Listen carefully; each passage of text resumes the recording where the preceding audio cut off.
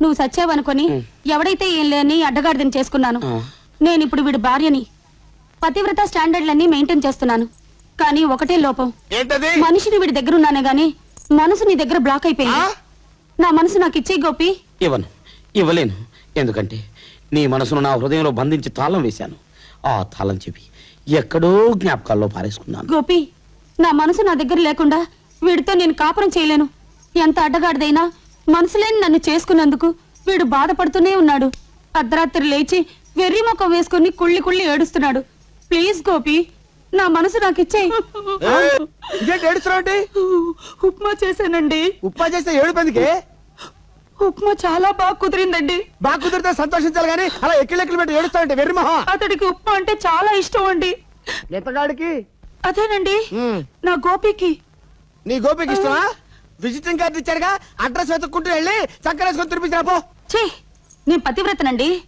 నేను ఒంటరిగా వెళ్తే అతను ఏదైనా తుంటరి పని చేస్తాడు. అప్పుడు నేను కాదనిలేను. అందుకని మీరే వెళ్ళి గోపికి ఇచ్చేసరండి. రాధా, ప్రపంచ చరిత్రలో నాలాంటి దరిద్రమైన భర్త ఎవరికైనా ఉంటాడంటావా? నీ మాజీ ప్రియుడికి నేను ఉప్మా తీసుకెళ్లి ఇచ్చిరావాలా? అలా చేస్తే ఎవరుకుంటారు తెలుసా? చిచ్చి నేను ఇచ్చిరానంతే. మీరు వెళ్ళకపోతే నేను వెళ్తాను. అప్పుడు నా గోపి, రాధా నీకు పెళ్ళైనా పర్వాలేదు, మనం ఎక్కడికైనా లేచిపోదా అంటాడు.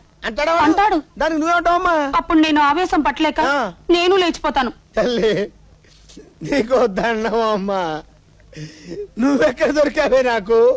సర్లే, ఆకలిగా ఉంది, కొంచెం ఉప్మా పెట్టి నేనే వస్తాను. నా గోపి తినకుండానా? నా ఇంట్లో చేసిన ఉప్మా నేనే ముందు తినకూడదు అన్నమాట. గోపి తిన్నాకనే.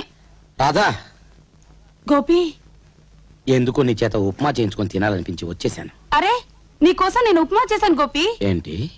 నేను అక్కడ తలుచుకుంటే నీకు ఇక్కడ ఎలా తెలిసింది రాధా? ప్రేమికులకి అలాగే తెలుస్తుంది.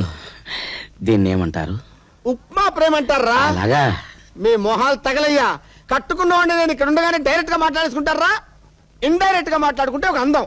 అరే, నీ ఫేస్ ఒక టేస్ట్ రా. చంపుతారా నిన్ను. నేను ఇలా కొడుతుంటే నవ్వుతావేంట్రా? ఎందుకో నువ్వు ఎంత కొట్టినా నీ మీద జాలేస్తుందే కానీ నాకెందుకో కోపం రావట్లేదు తమ్ముడు. తమ్ముడా? ఏ రకంగా నేను నీకు తమ్ముడిరా? నీ భార్యకు గతంలో నేను ప్రియుణ్ణి గనక.